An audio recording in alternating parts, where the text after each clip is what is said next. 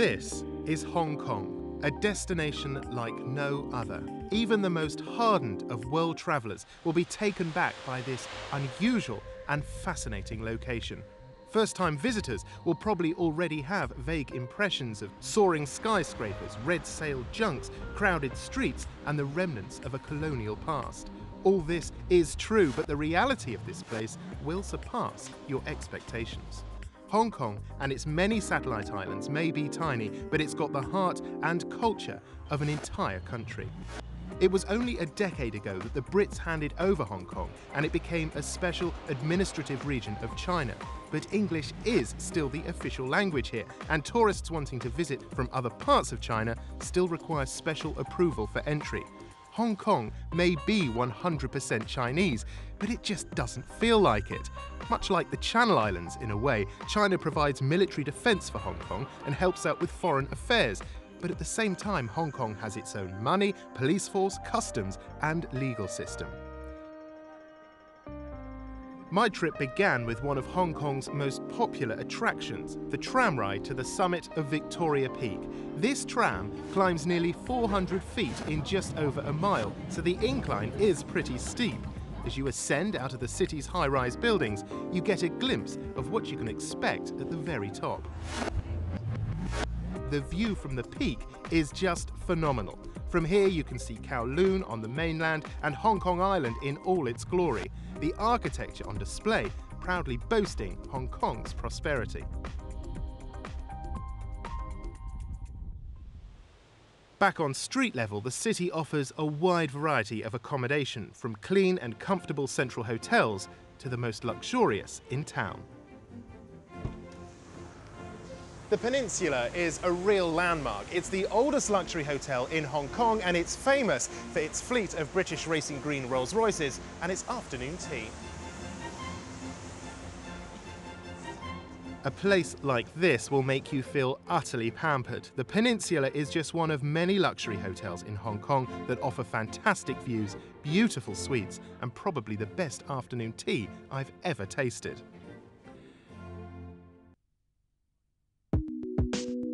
By night, a waterfront location in Hong Kong really comes into its own. Every evening, onlookers are treated to a dazzling light display that's entirely free of charge.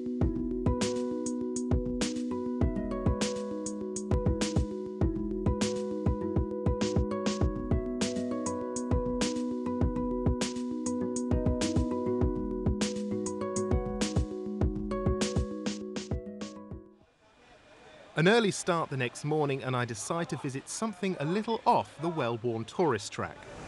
The people of Hong Kong just love their seafood and it all originates from this market in Aberdeen on Hong Kong Island. Now, if you're in Hong Kong and you do have the chance, do come along and have a look because the creatures you'll see for sale here are so different to what we're used to at home. The fish market provides a fascinating insight to local tastes and working culture. From here, a 5-minute drive will take you to a traditional Hong Kong junk boat. This one may not have the red sails, but it's a great way to get out and explore the harbour.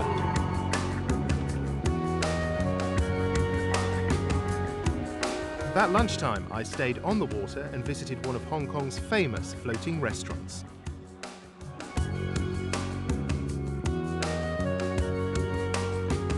Afternoon came and I headed to the south of Hong Kong Island to visit Stanley Village. The famous market is a main attraction and you'll find just about anything here, though it is primarily a clothes market with stalls selling linen and outfits from other Asian countries. Stanley has become very popular with the British expat community and property prices have soared, making this one of the most affluent areas of Hong Kong. Pubs, bars, Western restaurants are all in good supply here, along with some fantastic beaches. Repulse Bay, a little further along the coast towards the city centre, looks like something that's been lifted straight out of California. This beach is packed from October to mid-December when the days are comfortably warm. Come here from June to September and you'll probably find it too hot and extremely humid.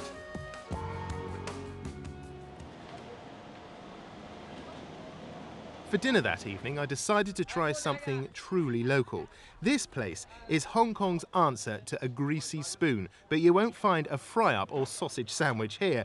I enjoyed a strange sweet tea which tasted more like caramel and a weird eggy toast with coconut jam. If you can face it after all that, the nightlife in Hong Kong too is excellent. Lang Kwai Fong has become a throbbing heart of bars, nightclubs and restaurants. As it gets darker, the young wealthy imports of Hong Kong's finance industry just love to come out here to play. My last day in Hong Kong, and I head out to a market that's become world famous for its fakes. Ladies Market is in the heart of Hong Kong and sells pretty much anything with a designer tag on it, except of course it isn't really designer. The standard of imitations here, from watches to pens, umbrellas and handbags, are said to be among the best in the world, but don't expect them to be cheap. A leather handbag will cost as much as £100, and if custom officers find fakes on your person, at the very least they will be confiscated. As it was my last day, I decided to eat somewhere a little bit different. This place is just one of the many new and exciting restaurants that are popping up in Hong Kong to attract the Western diner. Hong Kong, like any other major international city, offers a wide variety of cuisine. Today I'm eating somewhere a little more unusual. The chef here has branded his food as extreme Chinese. Essentially, it's an ultra-modern take on traditional Chinese dishes. I think in traditional Chinese cuisine, there's a lot of very extreme ingredients or sauces. I try to use, foams. I try to, maybe present it in another way. So you can basically taste this ingredient, but it's not going to hit you so hard the first time. These slithers of sea urchin on a tea jelly are just a sample of the tasting menu available here.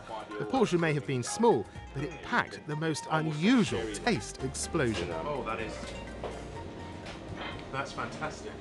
After several more tasty samples, I was ready for a course of a different kind. Happy Valley.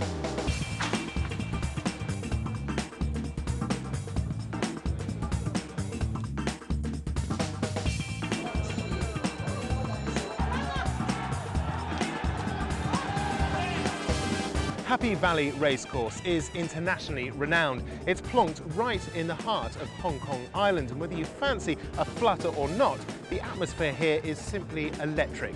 Coming here, if you're in Hong Kong, really is a must. One racing season at this course from September to June can pull in more than 91 billion Hong Kong dollars, which is roughly £6 billion. Horse racing is Hong Kong's chief recreational passion. This oasis of green in the heart of the city does look and feel like a modern take on a Roman amphitheatre.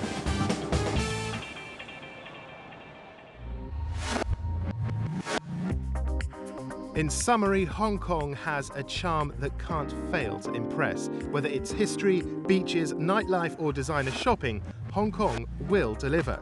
And at its heart, you'll find a modern metropolis to equal any other, steeped in a strange blend of Eastern and Western tradition. And it works.